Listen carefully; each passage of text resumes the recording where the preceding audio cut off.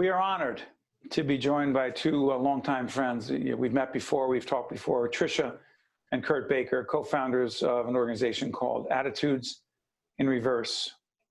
Good to see you, the Bakers. It's wonderful to see you. Great to see you, Steve. We met back in 2016 at the Russ Berrie Making a Difference Awards. You won that year together with some extraordinary people that we recognized. 4 years later, we're doing this in November 2020. We'll talk about COVID in a second, but for those who do not know what Attitudes in Reverse is and why it's so important, talk about it. Sure. Attitudes in Reverse, also known as AIR, it's mental illnesses like air. Just because you don't see it doesn't mean it doesn't exist. It's all around us. And we started the organization shortly after losing our son to anxiety and depression back in 2009. And we realized there were significant misunderstandings about those with mental health disorders. We noticed that while Kenny was, after he was diagnosed, he was trying to seek treatment. And then afterwards, the stigma involved after he passed and how he passed.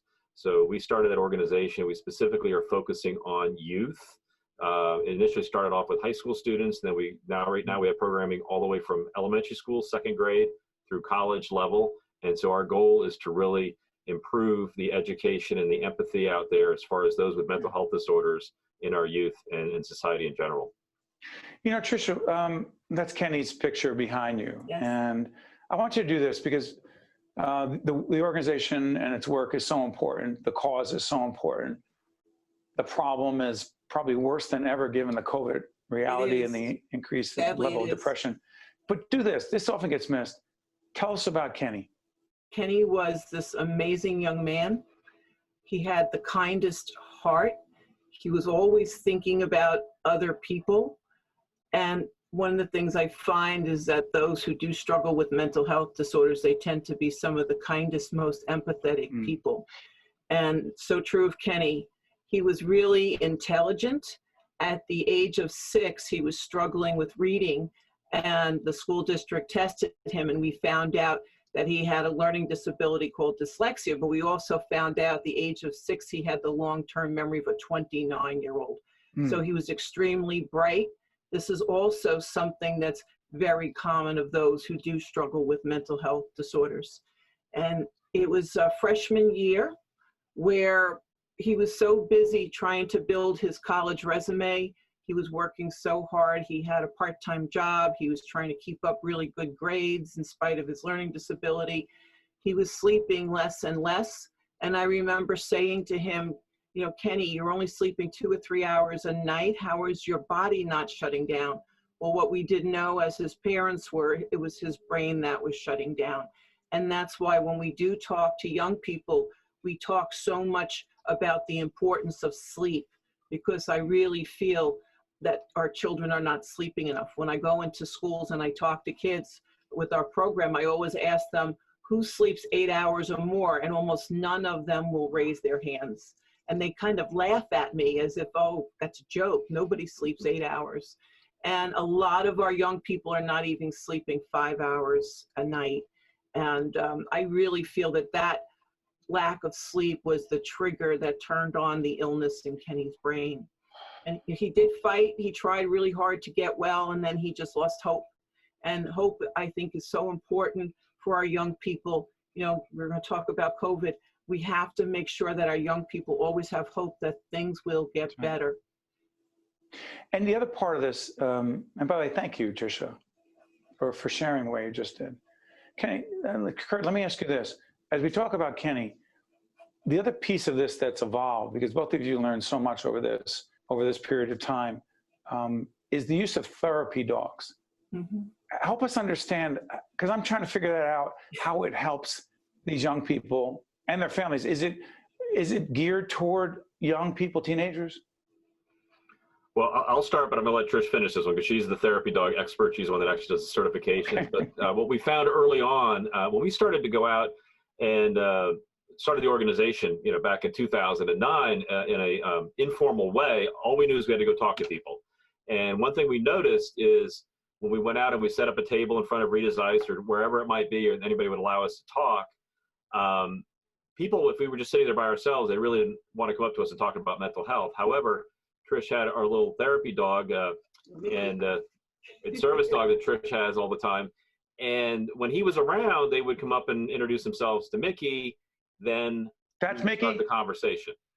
Hold on. Is that? That is Mickey, yes. Dogs help break down the barrier of stigma.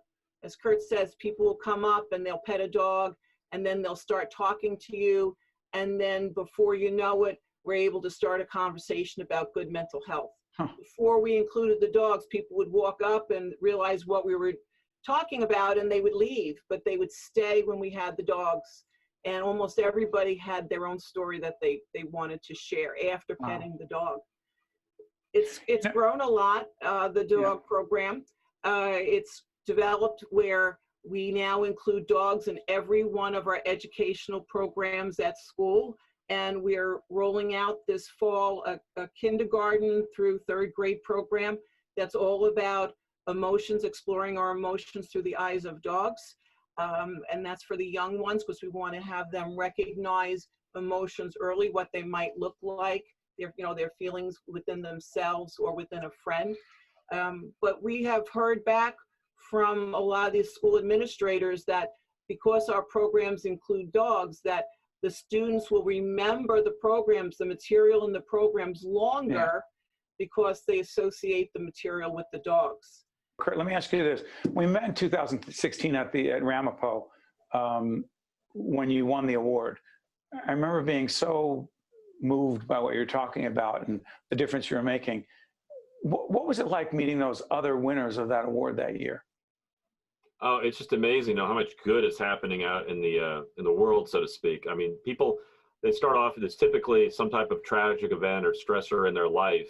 And these are the people at the Russ Berrie Awards that really turn that struggle they're having in their life, or that instance that happened to them that would be perceived by many as a negative instance, and they're turning it into a positive. And that's really what a lot of this is about, is trying to turn something that you've lived in your own experience in your own life that is difficult for others to understand, and converting that into a positive impact on society. And by doing that, you can really make that difficult time you had turn into a positive experience for yourself. And I know that many people talk to us and say, hey, well, how can you do that? I mean, you lost your child to suicide. The majority of people, once that happens, they really don't want to have that conversation, because it is very difficult to do. But we felt very differently about that. We felt that it was very therapeutic to us to go out and discuss the issues that we dealt with, discuss the struggles that we had, and the things that we learned, so that we can help others avoid some of those things that we had to deal with, that we didn't understand, that we didn't know, the knowledge that we did not have. And we can learn a lot faster if we listen to other experts and other people that had lived experiences. We can accelerate in any area of our life.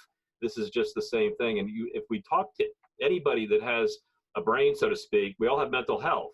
We're all dealing with this either directly or indirectly. And it's kind of that last frontier. We don't really have open conversations the way we should, considering that it literally impacts every single one of us. And we need to really make it okay to have these conversations openly, honestly, so it can be a productive, constructive process and make everything better for all of us. Well, Kurt, that's what you have done, and Tricia has done with you. And in the spirit of the Berrie Awards, you just made a big difference. I know you did, and you continue to every day. Thank you so much for joining us. We appreciate it. Thank you for Steve. having us. We'll be right back after this. One-on-One with Steve Adubato has been a production of the CAUCUS Educational Corporation.